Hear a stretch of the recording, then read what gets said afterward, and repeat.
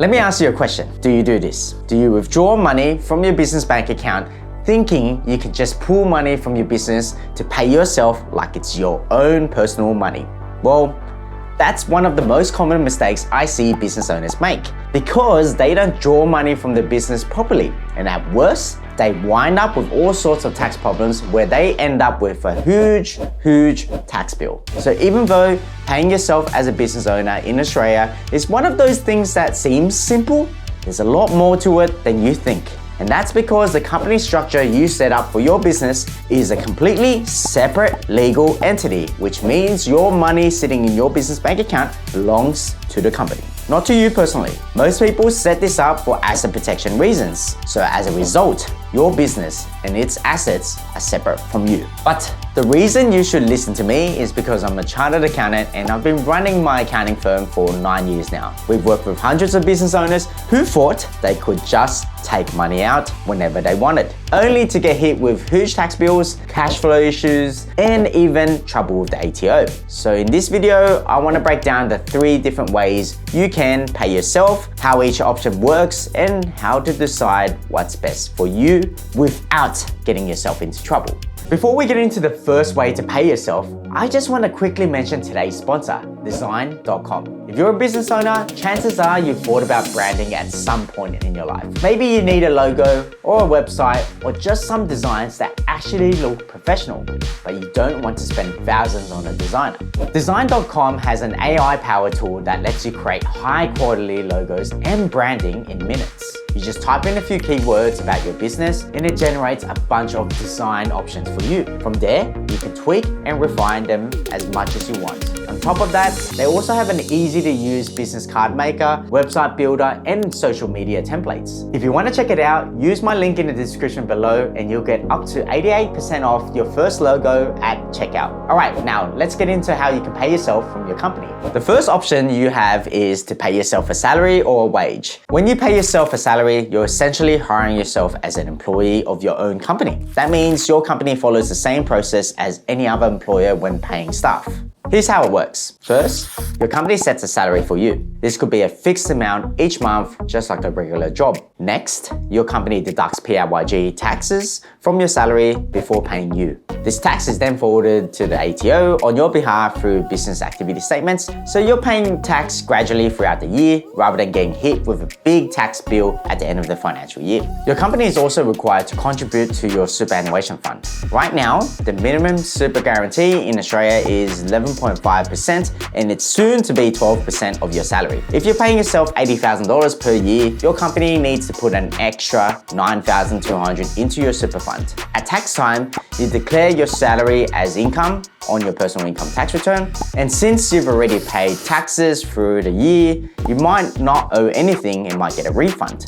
On the company side, your salary is tax-deductible expense. That means that the company can reduce this taxable income by the amount it pays you in wages and super, which can lower the company's overall tax bill. There are a few key reasons why you might want to pay yourself a salary. The first big reason is cash flow stability. If you rely on your business income to cover personal expenses like rent, mortgage payments, groceries, having a set salary means you're getting consistent, predictable pay, just like if you were employed by someone else. This makes it easier to budget for your personal life without worrying about how much your business will make each month. Salaries and payslips are still required when making big moves, such as applying for a lease or a mortgage personally. The second reason is tax simplicity. Because PAYG tax is deducted from your wages automatically, you don't have to set aside extra money for tax or worry about surprising tax bills at the end of the financial year.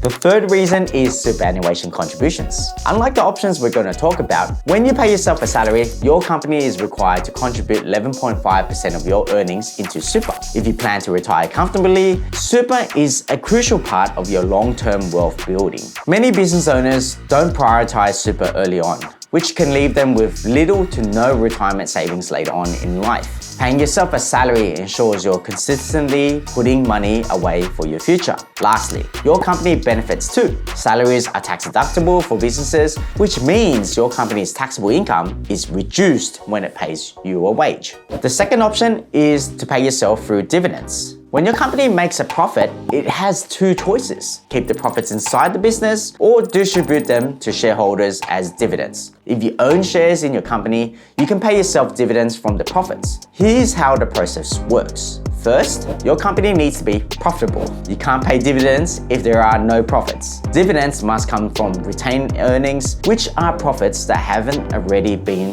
paid out or reinvested. Once a company has profits available, it declares a dividend, specifying how much will be paid per share. If you're the only shareholder, you can pay the entire dividend out. Dividends are not subject to Pty withholding tax, so the company doesn't deduct tax before paying you. Instead, you report dividends as income on your personal tax return and you pay tax based on your personal tax rate. But here's where dividends have a major advantage: franking credits. In Australia, companies pay tax on their profits before distributing dividends. If your company has already paid 25% company taxes on its profits, it can issue franked dividends, which means you get a tax credit for the tax the company has already paid. Here's why this matters. Let's say your company makes $100,000 profit and pays 25% company tax. That's $25,000. That leaves $75,000 in after-tax profits, which the company can distribute as dividends. If you receive that $75,000 as a fully franked dividend, you've also received franking credits of $25,000, meaning that you've technically already paid $25K in tax on that income. When you lodge your personal tax return, the ATO considers both the dividend and the franking credits when calculating your final tax bill. The franking credit is added to your personal tax returns and offsets the amount of tax you need to pay. If your personal tax rate is lower than 25%, you could even get a refund on excess tax paid. If your personal tax rate is higher than 25%, you'll just pay the difference. So the biggest reason business owners choose dividends over a salary is the tax efficiency. If structured correctly, dividends can reduce your overall tax bill, especially if your effective personal income tax rate is lower than the company tax rate. Another major advantage is flexibility. Unlike a salary, which requires regular payments and superannuation contributions, taxes, dividends can be paid whenever it suits the business. You can take a larger payment when the business is profitable, or hold off during slower periods, which helps to protect cash flow. Dividends are also simpler to administrate compared to payroll. There's no need to set up PAYG withholding, process superannuation, handle payroll tax, or even set up pay slips. You simply declare a dividend, document it properly, and distribute the funds. Remember, businesses need to be careful with dividends, as it's important for the business to pay the income tax on the profits first before issuing dividends, so the dividends are fully franked, meaning it has a tax credit of 25%. Okay, so far we've covered paying yourself a salary and taking dividends, both of which are standard ways to withdraw money from your company. But there's a third option that some business owners use: taking a loan from the company. At first glance, this might seem like an easy way to access business funds without worrying about tax or payroll. After all, if you own the company, why not just borrow money from it whenever you need to? The reality is taking a loan from your company can be risky if it's not done properly. If you don't follow the ATO's rules, that loan could be classified as income, meaning you'll get hit with a tax bill you weren't expecting. Worse, you could unintentionally trigger Division 7A tax penalties, which can turn what seemed like a simple loan into a compliance nightmare. That doesn't mean company loans are always a bad idea. They can be useful in specific situations, but you need to understand exactly how they work before you decide to take one. So let's get into it. A company loan is exactly what it sounds like. The company lends you money instead of paying you a salary or dividend. This means you're not withdrawing profits. You're borrowing money that must be repaid. Unlike a salary or a dividend, a loan does not count as income on your personal income tax return, as long as it meets certain conditions set by the ATO. This is where things get a bit tricky. If the loan is not structured correctly, the ATO might decide it's not a loan at all. Instead, they'll treat it as an unfranked dividend, which means you could end up owing personal income tax on the full amount, even if you've planned to pay it back later. The key rule to know here is Division 7A of the Income Tax Assessment Act of 1936. This is the law that stops company owners from taking money out as loans to avoid tax on dividends. If you take a loan from your company, it must meet Division 7A requirements, or it will be taxed as if it was an unfranked dividend. Here's how to structure it so that the ATO recognizes it as a legitimate loan. First, the loan must be documented with a formal written loan agreement. This agreement should include the loan amount, repayment terms, interest rates, and a repayment schedule. Without this, the ATO can assume you're trying to take a tax-free income. Second, you must charge interest at the ATO's benchmark interest rate. The ATO sets a minimum benchmark interest rate each year that then must be applied to company loans. This prevents business owners from taking out interest-free loans as a way to avoid tax. Third, the loan must be repaid within 7 years or 25 years if it's secured by a mortgage. Division 7A rules state that the company loans must be paid within 7 years. If the loan is secured by a registered mortgage over a real property, this term can be extended to 25 years. If you fail to make repayments according to the schedule, the ATO may classify the remaining balance as an unfranked dividend, which will be taxed as income.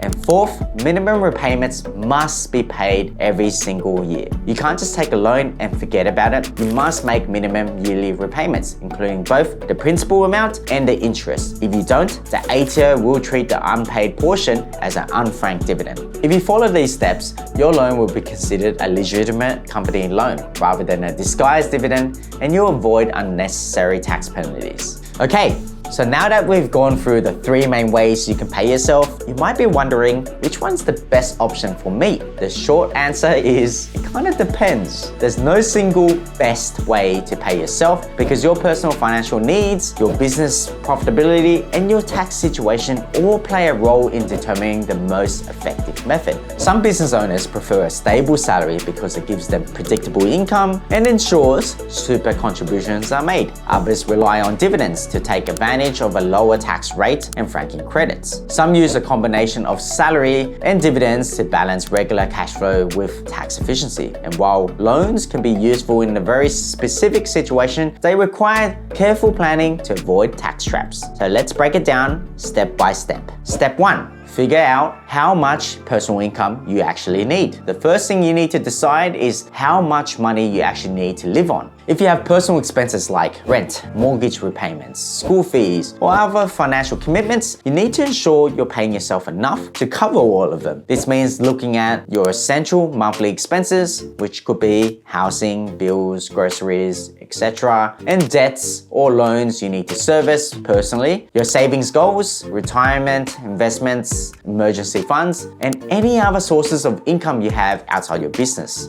If you need a consistent, reliable income to cover these expenses, then paying yourself a salary is probably your best option. It gives you financial stability and ensures taxes and super contributions are handled automatically. Normally, I would work out the net annual income I need, then add income tax and superannuation, then voila, you have your annual salary. If you're comfortable with irregular income and your business has retained profits, dividends might be a more tax efficient way to pay yourself. Step 2, assess your business profitability and cash flow. Your business's financial health will directly impact how you should pay yourself. If your business is profitable and has a strong cash flow, you have more flexibility to mix salaries and dividends to optimize tax efficiency. If your business is still in its early stages and profits are inconsistent, you might start with a modest salary and adjust as the business grows. Here are a few questions to think about. Is my business generating consistent revenue? If yes, a salary might be a good option. If no, dividends might be tricky since they can only be paid from after-tax profits. Does my business need to reinvest profits? If your company is growing and you need to reinvest earnings into hiring, marketing, or expansion, it might not be wise to take all the profits out as dividends. Can my business afford regular salary payments? A salary means monthly PAYG tax, super, and payroll compliance costs. If cash flow is unpredictable,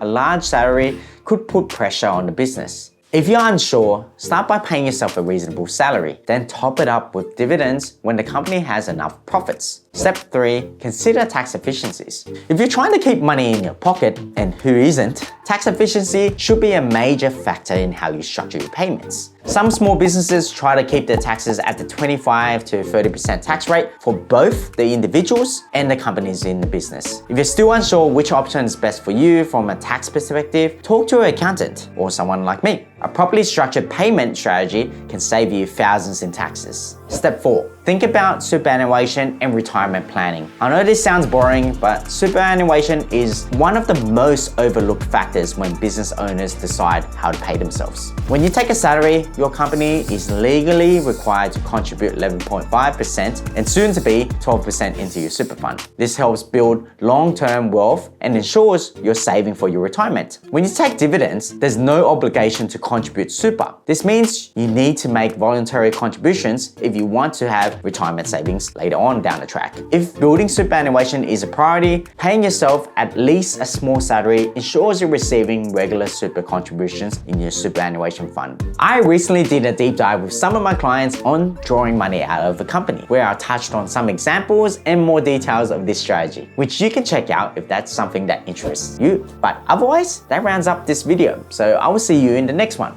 Bye.